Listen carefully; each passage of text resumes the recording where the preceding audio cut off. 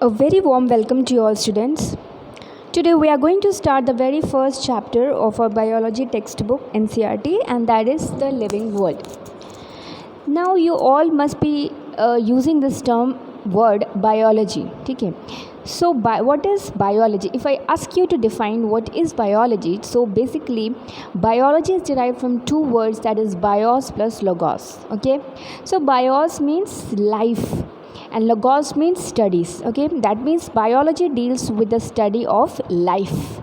Okay, or biology is the subject that deals with the study of living organisms. Okay, so life and living things or living organisms. So why we call some object having life, some having don't having life? Okay, so what are the different characteristics that help us to distinguish that which object, which thing is living and which thing is non-living? Okay, so there are certain characteristics on the basis of which we can find out that whether a particular object is living or it is non-living. Now what are those characteristics? Let's see. Basically there are 5 characteristics that govern the existence of a living organism. And what are those?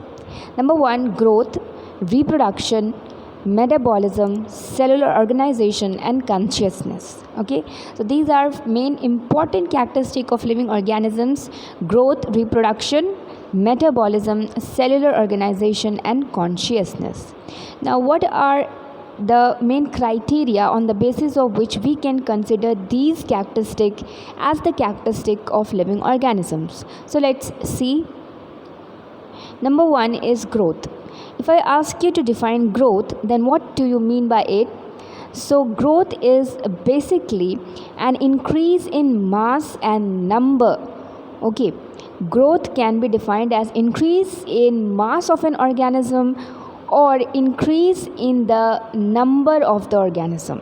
Why is it written that mass and number? For example, we all know that we all are made from a single cell zygote, that is a male gamete and a female gamete fuses to form a zygote which is one celled, isn't it? Then that one cell goes on dividing, it undergoes cell division, and one cell will produce 2, 2 will produce 4, 4 will produce 8 and so on, isn't it? And finally a complete organism is formed. Still the growth doesn't stop there.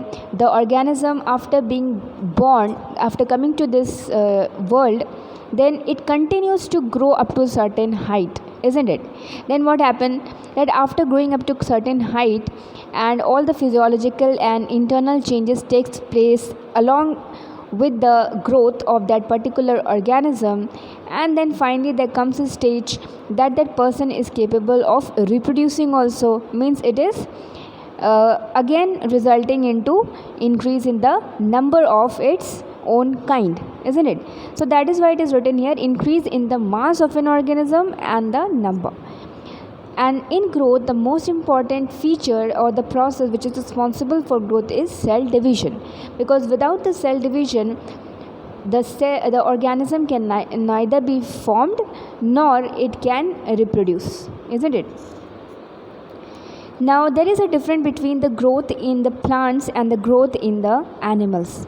What is the difference? The plant growth is actually continuous and indeterminate. You must have studied about the meristematic tissues. So those meristematic tissues which are present at the tip of the plants, they are responsible for the irregular growth of the plant throughout the life of that plant. Means the growth in plant is indefinite, it will continue throughout the life of the plant. But in animals it is definite and determinate, okay, and it will stop after a few age. Okay, so animal में growth is determinate, it stops after some time, it is definite but indefinite in plants.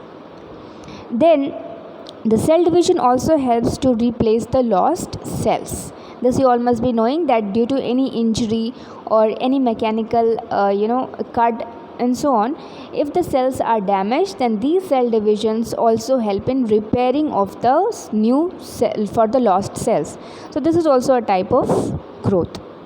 Then growth in terms of unicellular organisms can be considered both as a means of growth and also as a means of reproduction. For example, if we consider amoeba, okay, so amoeba क्या है? Amoeba is a unicellular protista. Okay, it is a unicellular protozoan. Now what happens is that unicellular amoeba undergoes cell division to produce two daughter amoebae. Okay, now here you can see that the cell division is increase in the number of the cell also, that is one amoeba is dividing into two, and the increase, it is also the mode of reproduction. Okay, growth is what we have studied, that it is also increase in the number. So the number is increasing in amoeba, that is one cell is dividing into two. Also the cell division is mode of reproduction in amoeba. That is why it is said that in unicellular organism the mode of the growth is or the cell division is both the mode of reproduction as well as increase in the number. Okay, then next thing is, suppose there is a rock and due to the different geological events that are taking place on the surface of the earth crust, that rocks gradually becomes boulders, then they gradually become hill, and then they gradually become mountains. So here also we are seeing that growth is there, isn't it? But there is a difference between the growth in the rock, growth of the rock, and the growth of a living organism. Growth is non-living, it is dead, it is not non-living thing, isn't it? But it is also growing. So can we say that rock is since it is increasing in size, so it is also considered as living? No. Why?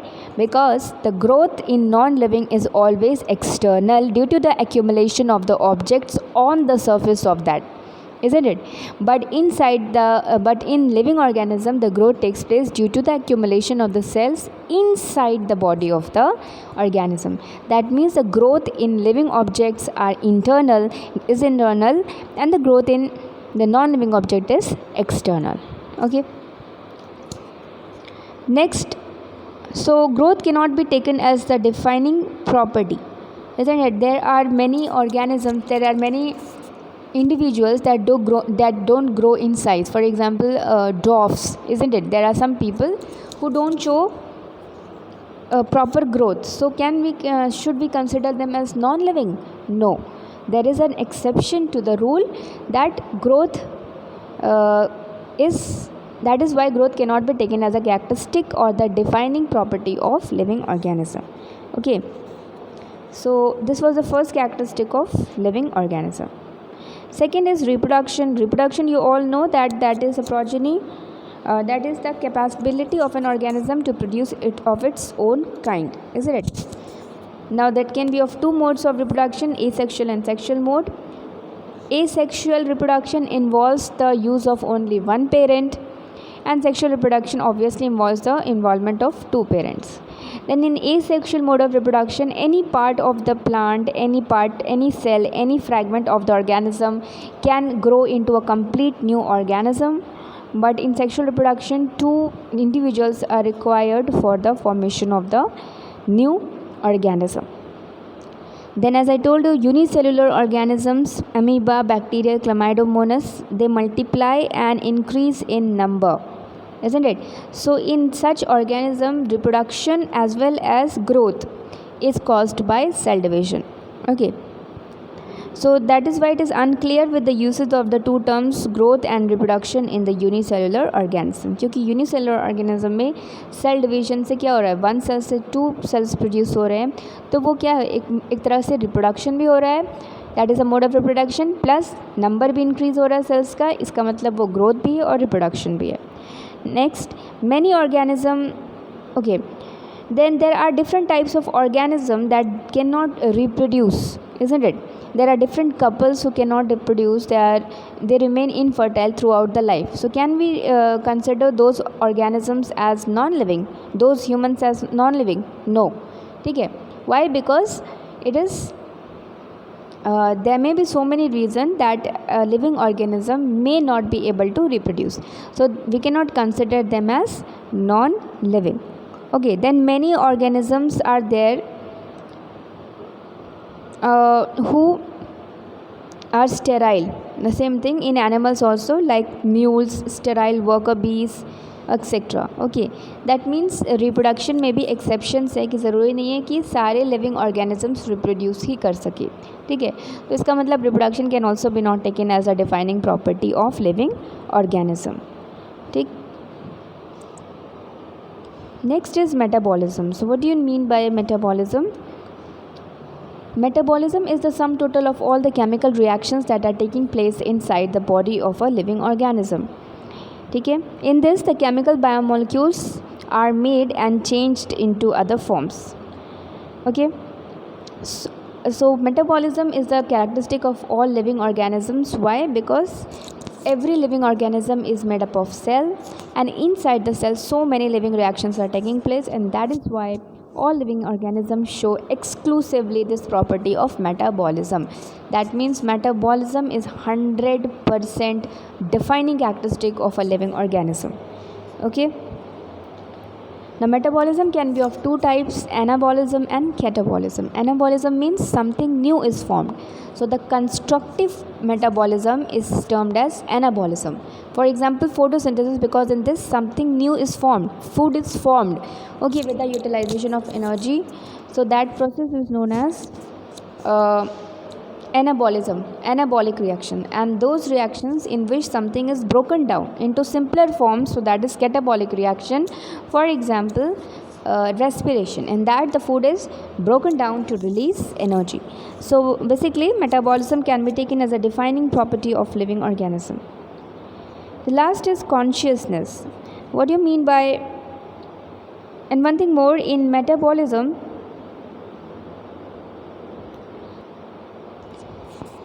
cellular organization is also a defining property of living organism, because all living organisms are made up of cells.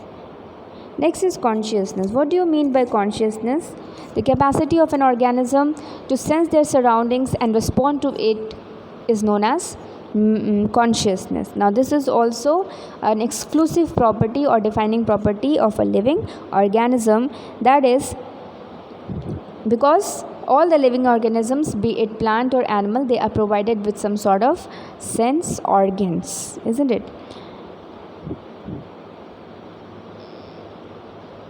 So consciousness is also a defining property of living organism.